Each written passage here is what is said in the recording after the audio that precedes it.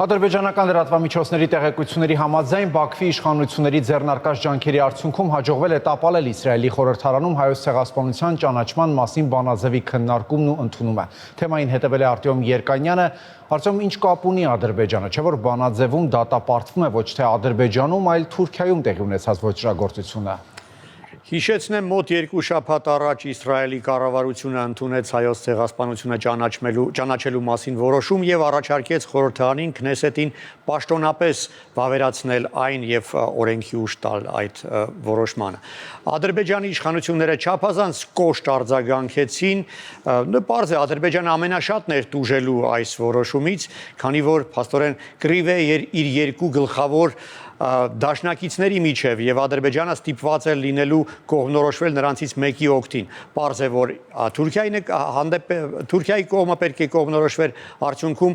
կտուժեին Իսրայելի եւ Ադրբեջանի միջև հարաբերությունները։ Ադրբեջանի արտգործնախարարությունը ոչ միայն կոչ արեց դատապարտել այս որոշումը, այլ նաեւ առաջարկեց վերանայել այն։ Այսինքն խոստովանեց, որ ջանքեր է գործադրելու, որպիսի խորհրդարանում այդ որոշումը չանցնի։ Եվ իսկապես Ադրբեջանը ունենալով որոշակի լոբինգի լծակներ օգտագործեց դրանք եւ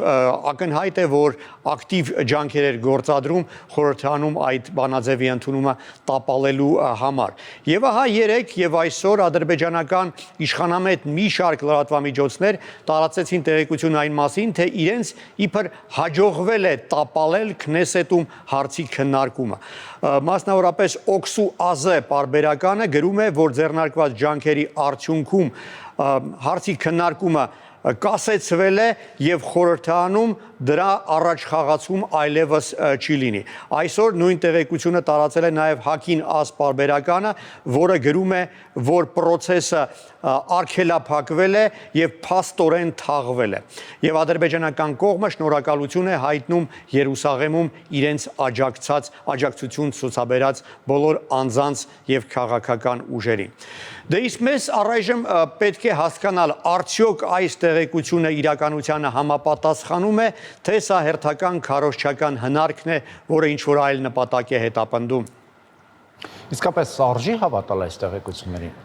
Մի բան պետք է հաստատենք, հարցը մնում է Քնեսետի օրակարգում։ Քնեսետի պաշտոնական կայքում զետեղված է տեղեկություն այն մասին, որ այն 8 հարցերից մեկը, որը պետք է հասցնեն քննարկել արձակուրդ մեկնելուց առաջ, հենց Հայոց ցեղասպանությունը ճանաչելու մասին հարցն է։ Այդ նախաձեռնող որպես ներկայացված են падգամավոր Դանա Ալիզոլը ու Ակրամ Խասոնը,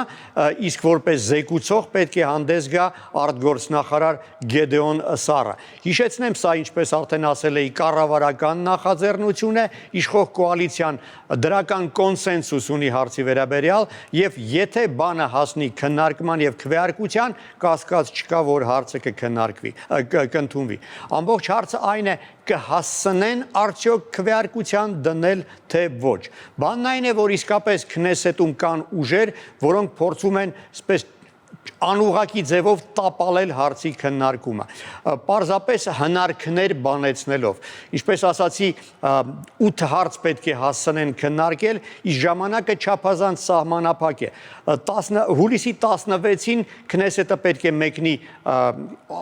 արձակուրդի, իսկ դրանից հետո արդեն падգամավորները պետք է սկսեն պատրաստվել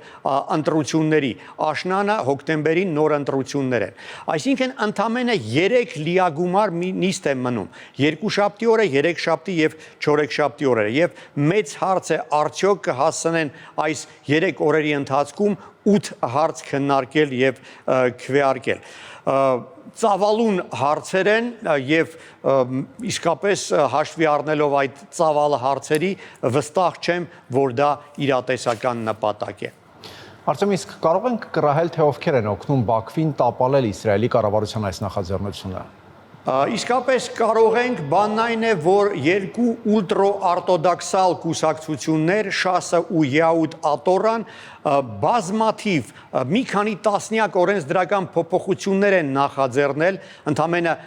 մի քանի օրերի ընթացքում եւ դրանց քննարկումների դեպքում պարզապես հնարավոր չի լինի, որ հարցը հասնի նաեւ ցեղասպանության թեմայի քննարկմանը։ Եվ եթե այս ամենը արվում է իսկապես նպատակաուղղված ցեղասպանության հարցը տապալելու համար, ապա կարող ենք արձանագրել, թե ովքեր են դա անում։ Մի շատ կարևոր հանգամանք, այդ ուլտրաօրթոդոքսալ երկու կուսակցությունները մտնում են իշխող կոալիցիայի մեջ, այսինքն դաշնակիցներն են Բենյամին Նետանյահուի։ Եվ տպավորություն է ստեղծվում, որ եթե այս ամենը իսկապես նպատակաուղղված է արվում է մի բանի համար, օգնել կառավարությանը պահպանել դեմքը եւ տպավորություն ստեղծել, որ դե կառավարությունը ցանկանում էր, պարզապես չհասցրեցին։ Ինչ կա, որ թողնենք հաջորդ խորհրդարանի քննարկմանը։ Բայց նշեմ, որ հաջորդ խորհրդարանը Իլիա գումար նիստը կգումարի միայն կես տարի հետո եւ այդ ժամանակ արդեն կլինի նոր խորհրդարանական մեծամասնություն եւ նոր խորհրդարանական կոալիցիա եւ մեծ հարց է, թե արդյոք նույն քաղաքական ուժերը կլինեն այդ կոալիցիայում եւ արդյոք այս նոր կոալիցիան նույն դիրքորոշումը կունենա ցեղասպանության հարցում։ Եվ եթե իսկապես այս ամենը արվում է նպատակաուղղված, ապա պետք է արձանագրենք, որ գործ ունենք Իսրայելի կառավարության հերթական մանիպուլյացիայի հետ, որի նպատակն է դարձնել մեր ողբերգությունը գործիք Բաքվի եւ Անկարայի հետ խոշոր առևտրում։ Եվ այս դեպքում հարց է առաջանում, արդյոք պատահական էր այն, որ կառավարությունը այս նախաձեռնությամբ հանդես եկավ խորհրդարանական ընտրություններից հաշված շաբաթներ առաջ, թե դա նույնպես հաշվարկի մի մասն էր։ Շնորհակալություն, Արտем։